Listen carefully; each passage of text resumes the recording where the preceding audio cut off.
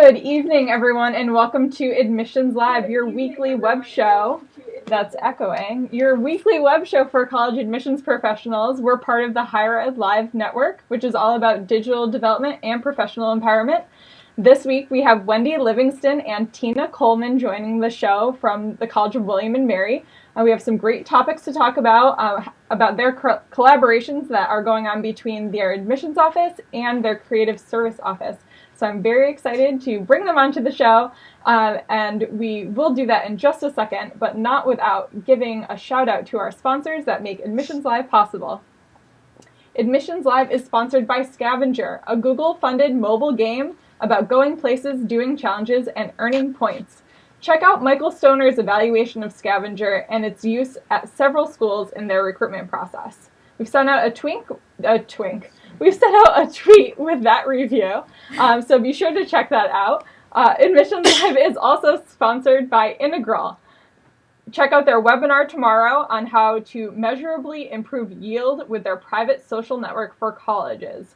We've also sent out that link. I believe Integral does a webinar for folks every Wednesday at 2 p.m. Eastern Time. Admissions Live is sponsored by Welcome to College, who believes it's all about the college visit. They have created web and mobile applications to help institutions measure and manage their most critical recruitment tool, the college visit. Congrats to the University of Central Arkansas on being the most rated institution during the month of March with over 500 ratings on Welcome to College. Check out highlights from their review, or check out how to become a school partner yourself by joining their partner's website. Lastly, this week, Admissions Live is also sponsored by Zinch.com, the preferred destination by over 3 million students to research schools and scholarships and showcase themselves as more than a test score. Over 1,000 colleges and universities around the world partner with Zinch to attract and enroll best fit students on their largest college search social network in the world. To learn more about Zinch, email outreach@zinch.com or tweet @socialadmission. This evening, our guests are Wendy Livingston, the Senior Assistant Director of Admission at the College of William and Mary, and Tina Coleman, Director of Creative Services. I started speaking with Wendy about coming on Higher Ed Live back in the fall of 2011, and I'm so happy to finally have her on my show.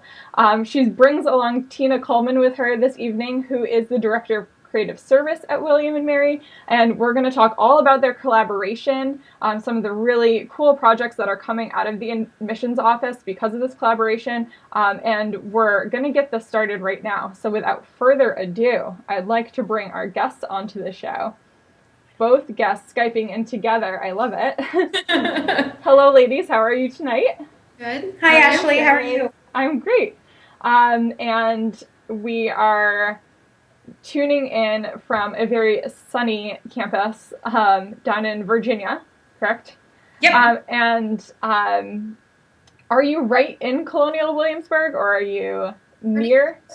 Pretty close. It's just down the street. Yep. Excellent. Well, do you want to start by introducing yourself, since we have both of you sitting so closely together? Start by introducing yourselves. Give us a little bit of background about your experience in higher ed. Sure. I'll start. I'm Wendy Livingston. I work in the undergraduate admission office. I've been there for just completing my 9th year and entering my 10th. Started with traditional admission duties, reading files, giving info sessions, visiting schools and college fairs. And then about 3 years ago, a couple of people left our office, and I had expressed some interest in some of the email campaigns we were doing and some of the print work we were doing. And from there, it just kind of took off, and I've become the lead for our marketing and communications efforts, which over the past 3 years have expanded from print to web to microsites to social media to email campaigns to a brand new student recruitment management tool that's coming to us from TargetX later this year. And so I'm very excited to be here, and that's kind of what I do. Perfect. Hi, I'm Tina Coleman. I work in creative services. I've been at the college 24 years, almost, another couple months. Most of my time at the college has been in information technology. I started in telecommunications, gradually went into teaching technology classes to faculty and staff as part of a new learning team. And then about 9 years ago, our team took on this little thing that was happening called the web, and started assisting departments with web projects. We didn't manage the website, the top website at that point, but we did build like a homegrown content management system and other services that were web related. Then we merged 2 years ago. The IT web team was merged with the publications office to form Creative Services. So our office is relatively young, so just a little over two years old. So we still have a good partnership with IT, lots of resources there as well. We were able to bring a couple of technological resources with us, some web programmers with us. So we have the creative side on our team, but we also have the technical side as well. So. Awesome, and I want to talk to you a little bit more about that. I think before we start this conversation, I think we'll have a lot of viewers out there, either from the admissions side or from our higher ed web side of the world, that don't have these kind of partnerships that you do. So for some campuses, there's a pretty high barrier to entry to partnering up with the admissions office. And I laugh at that, and Wendy, you're laughing at that too, yes. But it's totally true. We don't always take outside advice because we are a very busy group. But can we talk a little bit about that relationship? What was happening in admissions before Creative Services formed 2 years ago? And then, Tina, a little bit more about the evolution of Creative Services at William & Mary, how that all came together and how that partnership's working out for you. Sure. Really 2 years ago, for the most part, admission office communication was still primarily print, and we will admit due primarily to fiscal resources and a dwindling budget, which I'm sure everybody is used to by now. We mailed one mailing the summer before the student's senior year, and that was about what we did. And William & Mary was fortunate enough that got us where we needed to be, but it wasn't all that we wanted to do, to be in communication with 17-year-olds, and that's not how they were communicating. And about, 3 years ago, what was kind of before Creative Services, as Tina mentioned, the web team started a re-web project. That was 5 years ago. Oh my gosh, it feels like no time ago at all. But they started this massive re-web project that included blogs, that included this brand new website that was going to allow us to do so much more than our old one was. And that's, I think, when at least I started getting really involved with the office, because I was like, we can do blogs. And in fact, the re-web launched over the summer. I oversee a group of students who are the primary students that most offices know are around in the summer and who work a full-time internship. And Tina said, well, we need new bloggers for this new web. And that was how Tina and I really started working together. But prior to Creative Services, we weren't a social media presence in our office. We were using the same view book we had used for 10 years. We weren't doing terribly much with the web beyond what it absolutely had to do. We weren't blogging, we weren't doing videos. So we weren't doing a whole heck of a lot. And in 2 years, we've come an incredibly long way. And I know we're going to get to some of those projects. So I'll let Tina talk a little bit more about how Creative Services kind of came to be. Wendy mentions that not a whole lot was being done on the web in admission for a long time. It wasn't really being done at William & Mary for a long time either. We had the whole disparate websites and different looks, and so this was a huge project for the college. Just to be clear, the web team at the time did assist departments with their websites, but we did not manage the top-level website at all. So this project, not only brought us a unified web presence, but also it gave, it kind of gave a responsibility for the website, its content, its upkeep, to our office. So like Wendy said, the blogs were a huge, I guess, partnership between the two of us, because at the time, I'm not sure I haven't looked, but I'm not sure how many schools do this now, but we were ahead of the game, I think, having student bloggers on our homepage. Many admission homepages have bloggers on their homepages, but for a college website to have the students on their homepage was, I think, revolutionary at the time. And we were really fortunate, because of the timing and Wendy's student interns, to have them come on as the initial bloggers, which was great because they're natural cheerleaders, because they're interns in admission for the college. We were also, I'll just mention, we also initiated, a couple of graduate students and some faculty members as well. And at the time, the admission deans each blogged separately. Correct. And then a couple of years ago, it was September, I think, 2010, when Wendy got new responsibilities for the communications, they merged it into one blog. Wendy did most of the writing, even though I think some contributed. And then I guess the formation of creative services too. I mean, she can speak more probably to the print side of things that were happening before, but we're just able now to not only just think about when she came to publications for a print request, and she would come to us for some web request. Now we can think more broadly about how these things might, is there a web component to a print piece, and vice versa. Absolutely. That wasn't happening before. And that makes so much logical sense, doesn't it? But we're not always set up that way. So for campuses that don't have a creative services department, I'm going to throw a couple more questions to you, Tina, and ask you what exactly else is creative services role defined as? What other partnerships might you have on campus?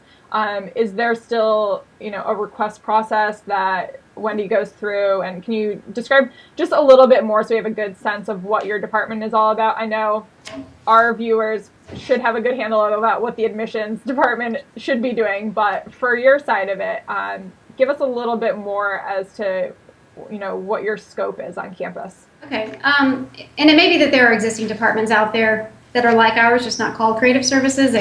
You see public affairs and communication departments and so forth.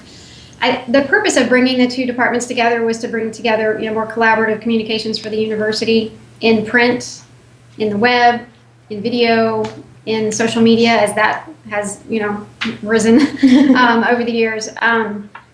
So we do all of those pieces, and keeping in mind that most of the communications we're doing, it's for the university. We do still, because of, legacy reasons, we do, down to the level of, let's say, invitations or certificates for a department. We do have, departments that have limited budgets, and this was a service that Publications was offering on print pieces, so we continue those services. Some things we've eliminated. Our former director was really instrumental in convincing people that a lot of this information should be on the web and not be printed. So we were able to eliminate some print, which did alleviate some of the workload. But we do, obviously, print is always going to be there. So one of the big things about our office is we do provide services. So on the website, I'll speak a little bit to that. Because we were the web team and we brought most of the services we offered and supported with us, which included this brand new website, and we also implemented a content management system when we launched that website.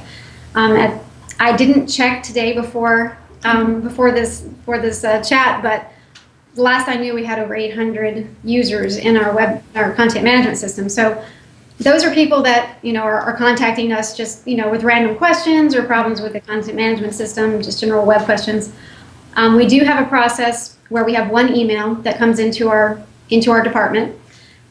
We have a person dedicated to check that email and assign the email, whatever the ticket, whoever it belongs to, what's applicable, whether it's design, technical, photography, whatever it is, it gets assigned to the appropriate person on the team. Okay. So it's a good system because we do have one person that sort of fields those and assigns them, and we use a system that we found that worked really well for us when we were in IT, and we continue to use that here. Yeah. So yes, Wendy does go through the same process as Wendy might have else. used it a little more than others. We might have had to remind Wendy a couple times in the beginning. Use it more than she does. No, she's very good about it. I usually write them nice messages, as I do. Yeah, she does. She's very good. She follows all the rules, and I think she's taught everyone in her office to follow all the rules as well. So, she does have, I'll admit, there's one person on our team, that does design work, that is dedicated to be the liaison with admissions. So she does have consistency there, where she has the same person who knows their history, who knows the design they use, and can carry one thing from one print piece to another, that kind of thing. So it doesn't mean that other people don't help, but on the print side, most of the time it's usually one person that helps her. And then on the website, we have a team of people that can respond to web questions. Yeah, and I think it's great having that print department and web department finally folded under one umbrella. And you mentioned getting rid of print pieces. Wendy, I know you got rid of a huge print piece of your department, and we're going to get to that. Sure. But I want to touch a little bit on the social media collaboration that you have within this group, and some of the training that you also organize out of the group. So what has that been like? And let's start talking specifically about the partnership between Creative Services and Admissions for maybe some of these more cutting edge or projects that you are new on the list and you want to give things a new shot or a new try. How do you go about that? Less of the legacy stuff that we've been doing that we can continue to do. How do new projects be able to come about? What's the training like? What kind of groups do you have for that? Yeah. And one thing I want to, and again, I think in some other institutions it may be more like this, whereas here one of the things I really appreciate is Creative Services is great about letting each individual office or department on campus do its thing with regard to social media or whatnot. So they're not trying to tell us how to run our social media. They're trying to assist us in getting it up and making it, the best product that it can be. And I'll certainly say for us, I think we knew Facebook. I don't think we needed, a lot of training or assistance with Facebook, but Tina's predecessor about a year ago, 18 months ago, started a campus-wide group that we call SMUG, which stands for Social Media Users Group. Yep. And was just this wonderful, and it's not just Creative Services and Admission, although I think both of us have been featured in that group a great deal, is just all of the different people who participate in social media at William & Mary from the professional side coming together and talking about, hey, I'm not really up to date on Twitter. What are we supposed to do with Twitter? And one of the people on campus who thinks they are an expert in Twitter will kind of do a tutorial for the group. I am very present on College Confidential, and so I had a whole session for the group one day and got a bunch of contacts across campus that I could reach out to when questions are asked on College Confidential that Admission is not the best person to address. But the Social Media Users Group is just a great way for the whole campus to come together and say, what are you doing on this site? Is this site working for William & Mary? How do I use this site? I know that I'm actually meeting with two of Tina's colleagues in May to see if we want to start a Pinterest for William & Mary and how can Admission and Creative Services do that in a way that'll be a great starting point from which other offices on campus can also come together and join us. So I'm not so sure that they give specific. Creative Services has set training schedules for social media, but they started this SMUG group and that they help to keep together that helps all of us come together and brainstorm. Yeah, that's great. So so no kind of formalized training, but if you are starting a new project, I know that you've gotten support from them, informal training or that there has been a support team to kind of bring you up to speed and then let you run with things, right? I would say that projects with Admission or similar to the other projects we work with, when there needs to be some sort of push, marketing, if you will, some campaign or plan on how we're going to push something out. So we do the same thing when if it's something that we need to push for them, an event or a new website or something like that. We'll do the same thing we do with any other project and come up with a communication plan. Where are we going to feature these things? Are we going to write a blog post about it? Are we going to feature it on Facebook? Our office does manage the top level college social media outlets. So we have to be careful about what we're going to post there because we have such a wide audience. Right. It's hard to know how many of those are prospective, their parents, alumni. There's no way for us to know what they all are, so we have to keep that in mind. But at the same time, Admission, of course, is one of our hot topics. If we have anything to say about them, we do. So I believe we even posted today or yesterday that they welcome the new class. So it's a process we do with pretty much every project or anything that, even in another department, if it's just something that they want us to push out, we consider everything and whether it makes sense to use some of our top level ones to do it. As far as the social media group and social media in general, again, my predecessor was the driving force behind creating that group and a social media strategy. And that strategy has been shared with the SMUG group. It's on our website. We also, we have a listserv with that group too. So if we want to push specific messages, we have a Facebook. They had a Facebook timeline tutorial at the last meeting. And right. So we do try to keep it, keep it current. And, when there's not someone who wants to get up and talk about, what they've been doing, or if there's not a topic that's of interest, we do keep it moving and try to have regular meetings with that. And how often are your meetings? Once a month? It was once a month, and it seemed like over the winter it sort of dragged a little bit. We might have missed a month or so there. We just had one recently and plan to keep it going. The other thing that we instituted probably recently was a social media policy. We had a blog policy about comments, but then we broadened that and shared that with the group as well. And just encourage everyone to follow those and to just kind of follow along with what we're doing as well on their own individual social media outlets. And part of it is that I've just tried to become very familiar with the services Creative Services provides for the entire campus. For example, on the William and Mary homepage, there's a social stream that you can link to, which we then, of course, can link to on the admission pages.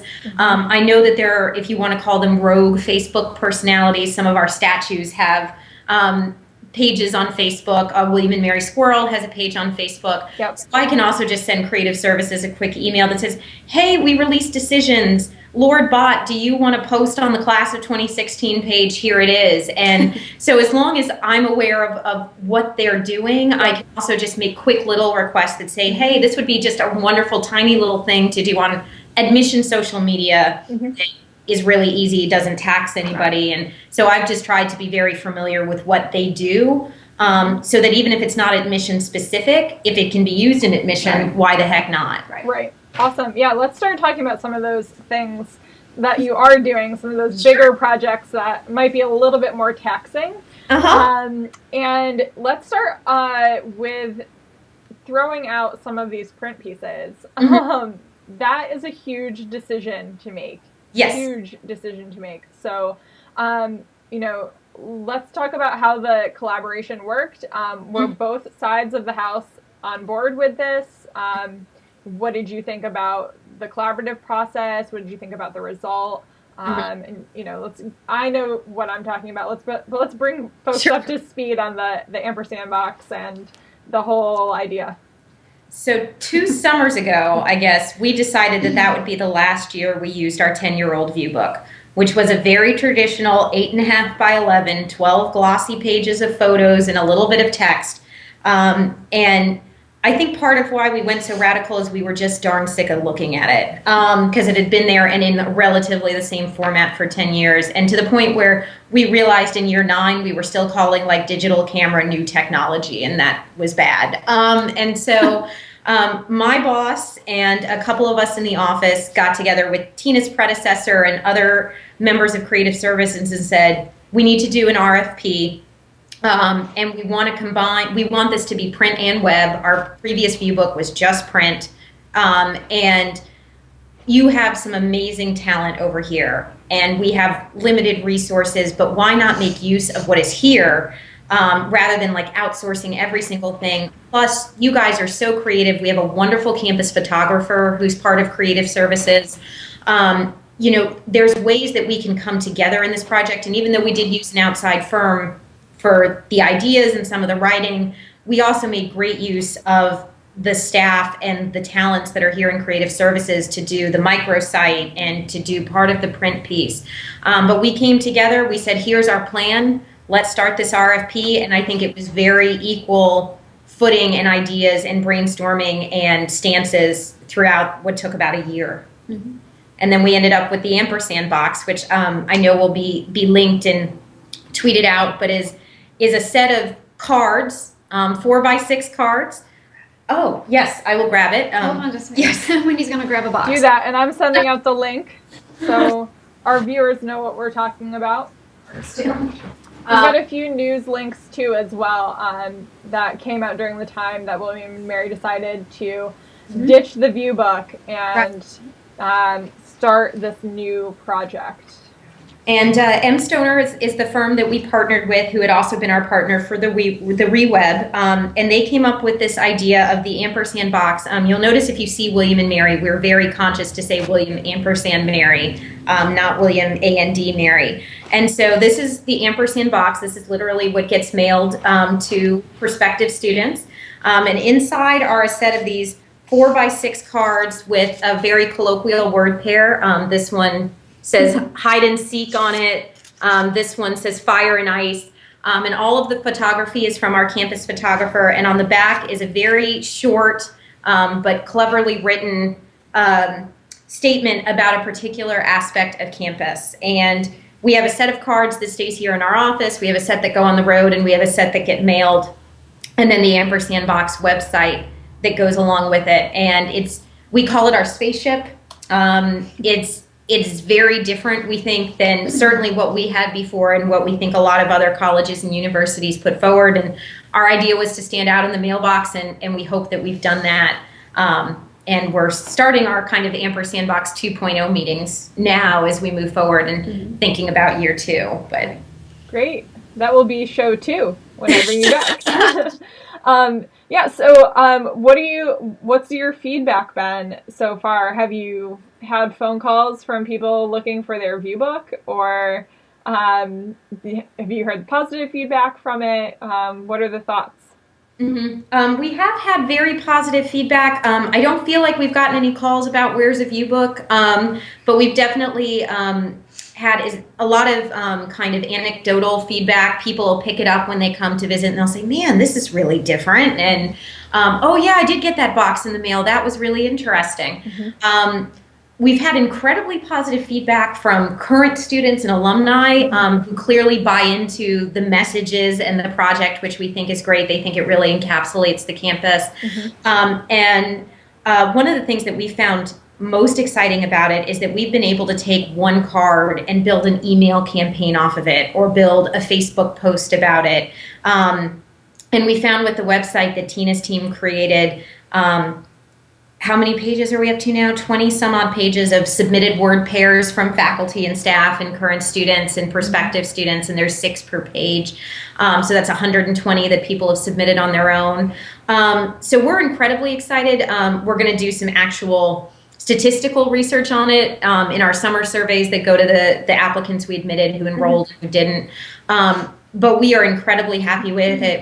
I think we both admit there's 2.0 work to do. Okay. But we don't regret it or miss the view book a day. Yeah, I think when we realized that we weren't going to use the partner for the website, I want to think we launched this in about 3 months, maybe. Yeah, absolutely. From the time of the concept, we did receive from the partner the sort of the wireframe of what the website could look like. Okay. And we did build off of that. We took a lot of those ideas and created. We had a lot of there were people on our team that had a lot of creative ideas that would have taken a lot longer. We really wanted to launch this. We wanted to launch at the same time the cards were ready. So that's why the 2.0 discussion, of course. But we were able to pull the creative and the technical resources away from other things that we were working on and focus on this last summer to launch this website. And I think it's been very successful. Yes. We've done a little bit of discussion about what can be better, what we can change this year. So we might make some tweaks to it this year, but I think moving forward it'll just keep evolving. Awesome. So. Yeah. Evolution would be really fun to watch with a project like that. We're excited to see it. Yeah. Make sure you're tracking it along the way. So let's move over to the web and talk a little bit about what kind of collaborations you've been able to have.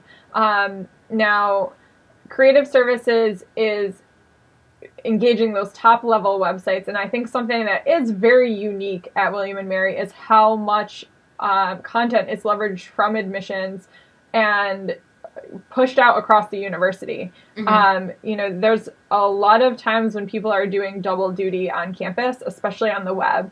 And I think you've been able to kind of capture that great content that's being, whether it's an admissions department or a research department, wherever it is on campus, leveraging that together pretty consistently across your your main pages. So not everyone's doing this, and I'm not sure why.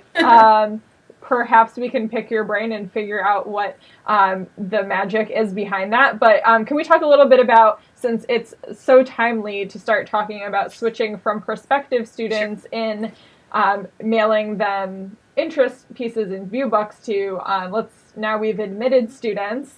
And we are hoping that they are going to enroll. So what do you have projects that are going on the web right now to help with yield? We do.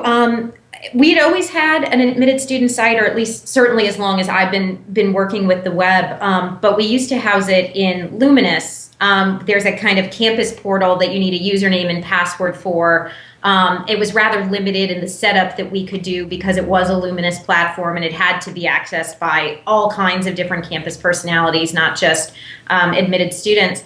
And a couple of years ago, one of Tina's colleagues had been having discussions with our orientation director, who wanted to take the orientation site out of Luminous and put it into what we call Cascade, our current web content manager. And she approached me and said, why don't you do the same? And I said, let's do it. And so she has been wonderful about helping. She first started with our main admitted student site, which we call the Welcome website, which has only grown and become bigger and better each year. And I can certainly send that URL out for you all. We try to keep it private because we don't want waitlisted students in there, but I can certainly send it out to you all. And we started by building that site, and it's gotten better each year. This year, the creative services team built a whole new welcome portal for us on that that's different than anything we've done before. And then last year we started doing similar sites that at least looked and felt the same as our welcome site for all of our yield program events.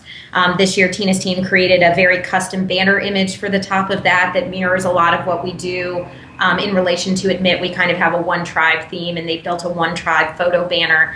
And so we've been working for 3 years now on 2 years on these sites and doing really great things with them. And because Creative Services has been great about training us, and I've kind of been on board with the web since it started, I have the tools and the knowledge to create a lot of the really great components myself. So I can create a video widget, and I can use related links and news stories and all of these different features that Cascade offers us.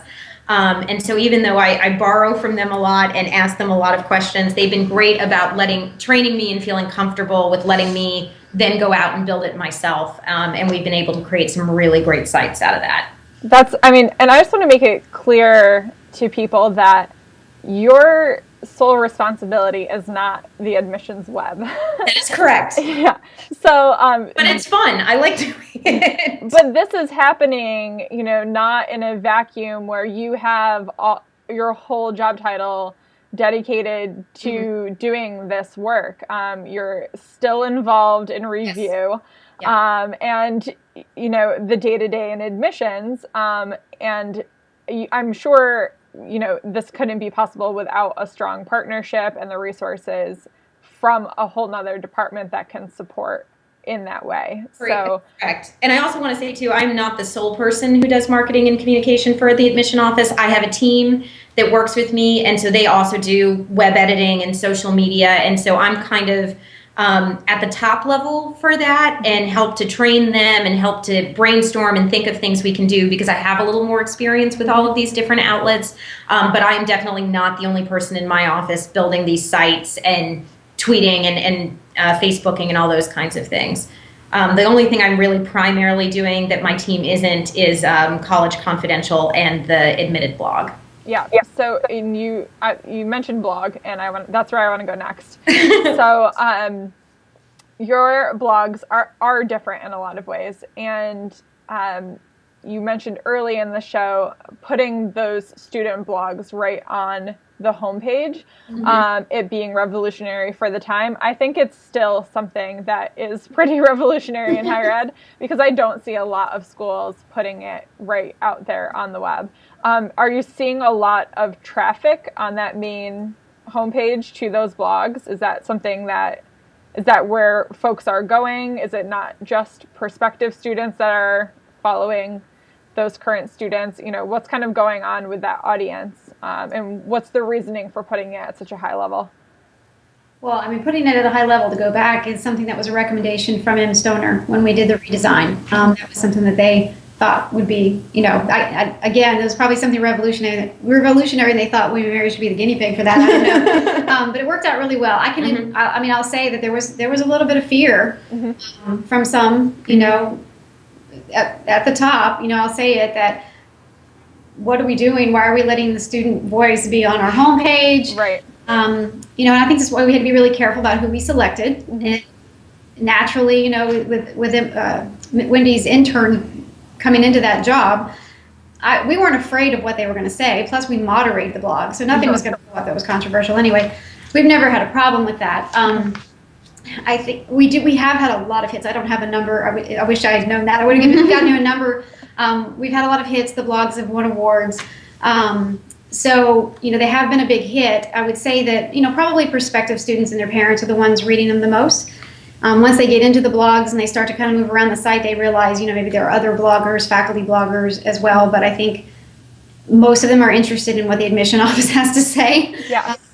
And I'll say that when we launched, the fear was, so high about even having bloggers that we could not convince anyone that we should have comments on the blogs. So when we launched in 2008, which the blogs launched at the same time the website did, we did not have comments. So it was a one-way conversation, which Wendy and her office, along with our office, kept fighting. Yes, and Tina was a hardcore fighter. It's because of her that we have comments on William & Mary blogs. Yeah, I didn't stop asking. So when we launched the blogs, we sort of manipulated Cascade, our content management system, to be the blog software, and it's not blog software. So we made it work because we were doing everything else in Cascade with the website. So we kind of outgrew that, and we decided to move it out into WordPress, and we created a theme that looks like our website, so you don't feel like you've left the William & Mary website. But I was able to, along with Henry Broaddus, the Dean of Admission, we were able to convince the administration that comments are okay, and that they're actually a really good thing, and that some of the reasons that people push back is like, well, it's one more place that you have to check and respond, and it's one more place that people can be negative. They weren't thinking about how it's one more place people can be positive, and that opening up that conversation isn't a bad thing, and that I think one of the arguments for it from the admission side was if they don't comment on this blog post, they're going to pick up the phone and call us, or they're going to email us. If they're going to just find an avenue to do it, whether it's, Or they're not because they're a 17-year-old and they don't ask questions in person, but might be on a blog, and they can be anonymous on the blog. So, so we were able to convince them, and what we were able to convince them is that if this doesn't work, we'll stop doing it. And so we were able, and actually it was our president that finally dropped the gavel and said, let's try it, So we moderate the posts before they go up. We don't moderate the comments before they go up. But we do look at the comments every single day. So if something goes up that's inappropriate, offensive, doesn't meet any of our, our guidelines for whatever reason, we take it down. We have rarely had to do that. Yeah. Usually they're not on topic is the reason we've had to I've take never it down. seen a hateful comment. Even yesterday when we released decisions, nothing. And then we went one more step, and we were able to bring alumni bloggers on last summer. As well, which we didn't have them originally. Right, and many of whom are former admission intern bloggers. Okay. So it works really well. Yeah. And what kind of things do you have them blogging about?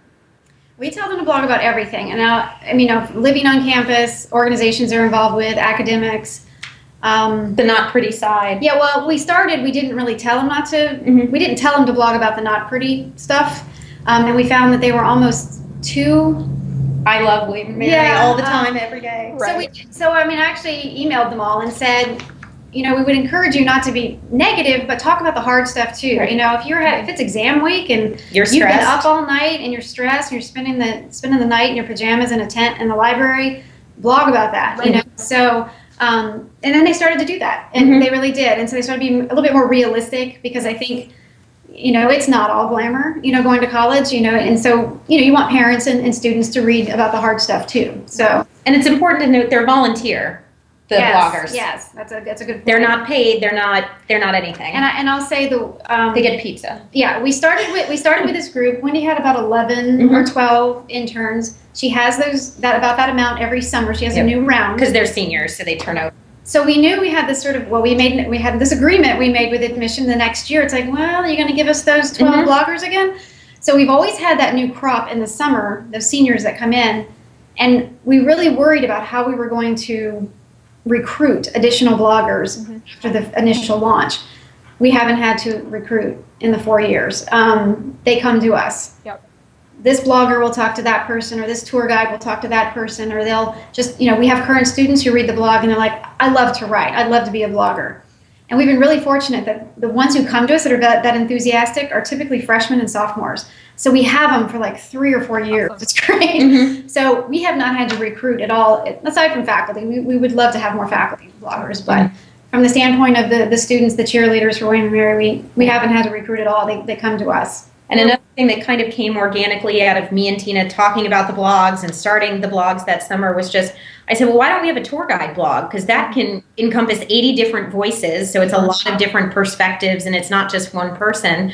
And it doesn't take a whole lot of effort on either of our parts. And we just, when we're not using a tour guide, we have them blog instead. And that was kind of just another organic project that came out of us just working together and knowing each other and being eager to be creative. And they also have spring interns, they're spring ambassadors that have a separate blog that for admitted students. They're active in the spring for the admitted students. Yeah. So what do you have your, just a quick question about the alumni that you have blogging. What exactly are they blogging about? Life after William & Mary? We want them to life after William & Mary, of course, anytime they can make the connection, how William & Mary has influenced what they're doing, decisions they make. If they come back for homecoming, to blog about it. Again, to get the approval for the alumni bloggers, the condition was they had to have formally blogged for us. So they already kind of know the kinds of things we want them to blog about. But yes, it's a different world for them once they've graduated. Sure. So yes, we want them to make the connection whenever they can. But sometimes they just blog about what they did that week, and it doesn't have anything to do with William & Mary. Yeah. Okay, so there's one other component to the blogs that I think is critical to talk about on this show, and that is your Admit blog. I'm going to go out there and say that I think every college admissions office should have counselors blogging. It is an incredible resource for students and families.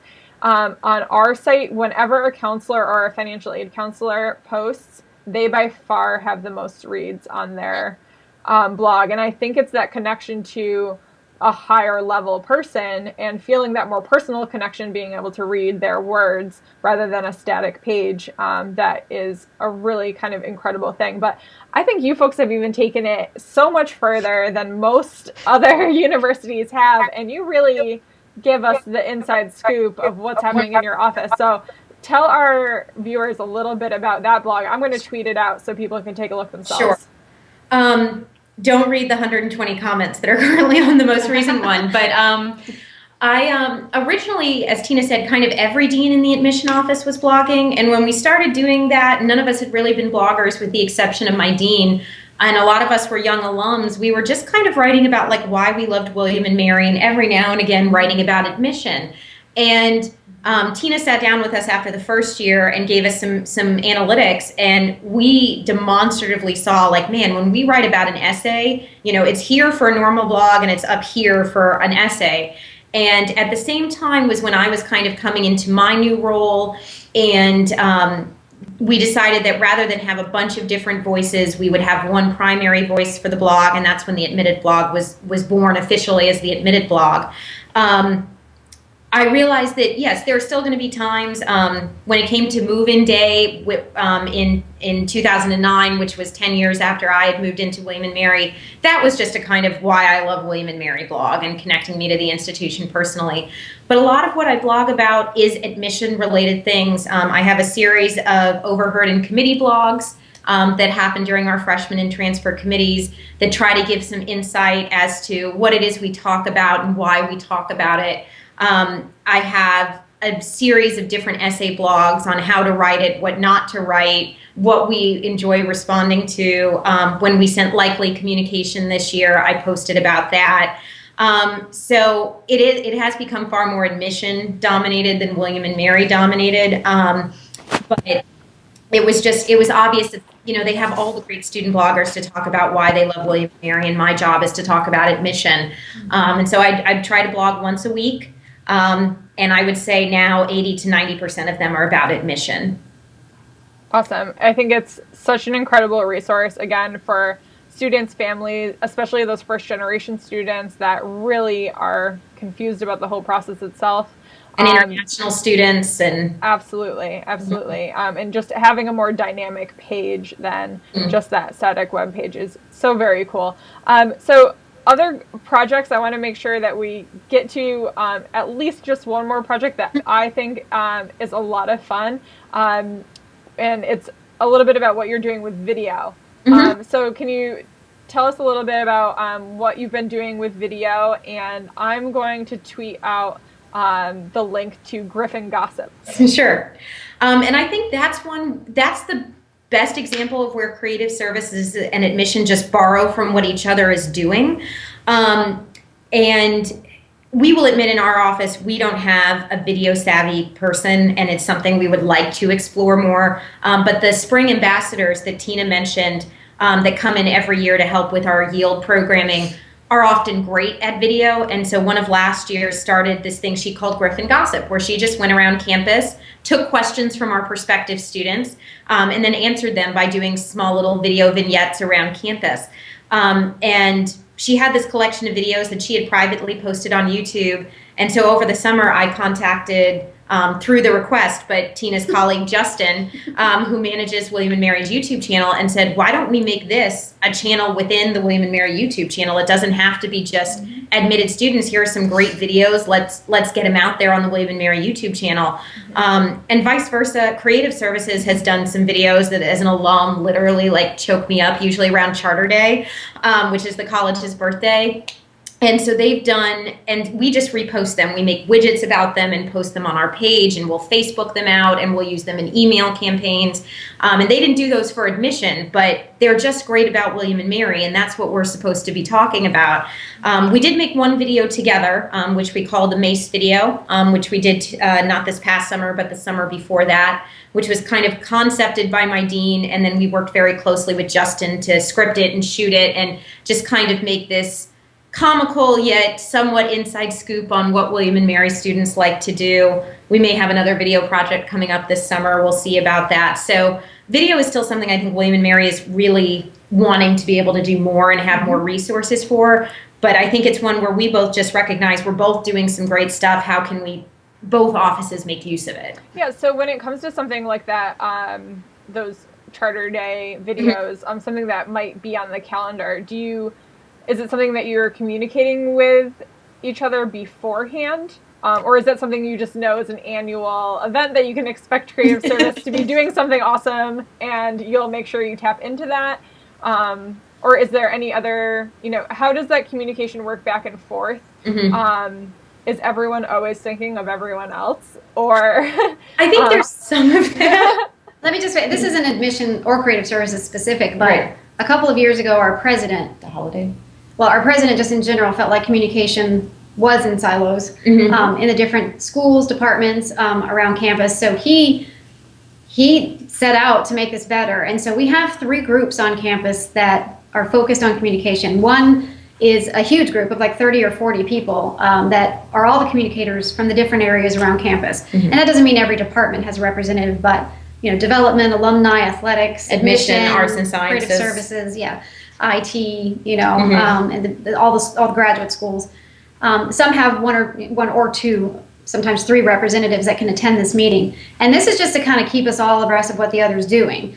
Then there's a smaller group that we call it BB, just simply because we meet in a house called Bridges, and we call ourselves a bunch of people, so we're the Bridges bunch. It's a smaller group, but we're what we think is the get it done group. So we hear these bigger things that are happening. Sometimes that spawns some ideas like, well, should we be doing this, and should we communicate using this route? And then we meet every other week, that group, and in the same week that group meets, the president actually has his own communication group, which is just a little smaller than that BB group, and some of the same representatives from BB, where we push these things up. Some things require approval. Some things are more just, let's let them know that we're doing these kinds of things.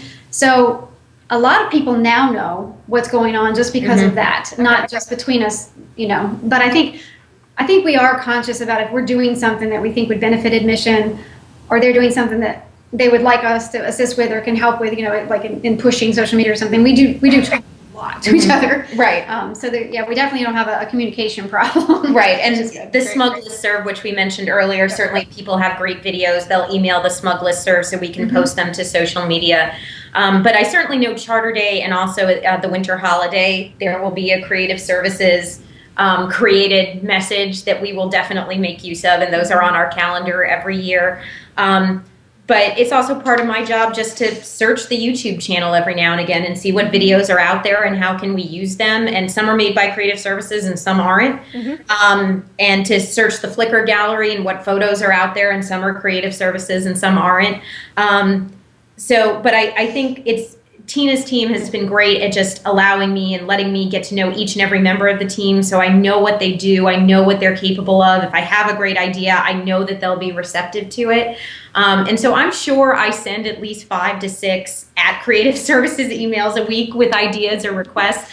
But they've been very nice in responding to them, and I think because we're just both excited about being creative in our communication for the university, and that's both of our goals. And both of us are going to serve our own offices, but we know either way we're serving William and Mary, and I think that's what makes this work. Awesome. And I think we are going to close with that. I can talk to you ladies for another hour. This has been a great way to end a day after releasing admission decisions. Yes, so congratulations. So that's been great. Yeah, I mean, I've had a lot of fun. I know that you guys are going to keep hustling great projects out, and I'm excited to welcome you back whenever you would like. Just let us know. Awesome. Well, thanks again so much for coming on. I am going to sign off. Okay. As always, I would like to invite all of my admissions pros back each week, Tuesday nights at 7 p.m. Eastern Time on higheredlive.com. Thanks, y'all. Bye.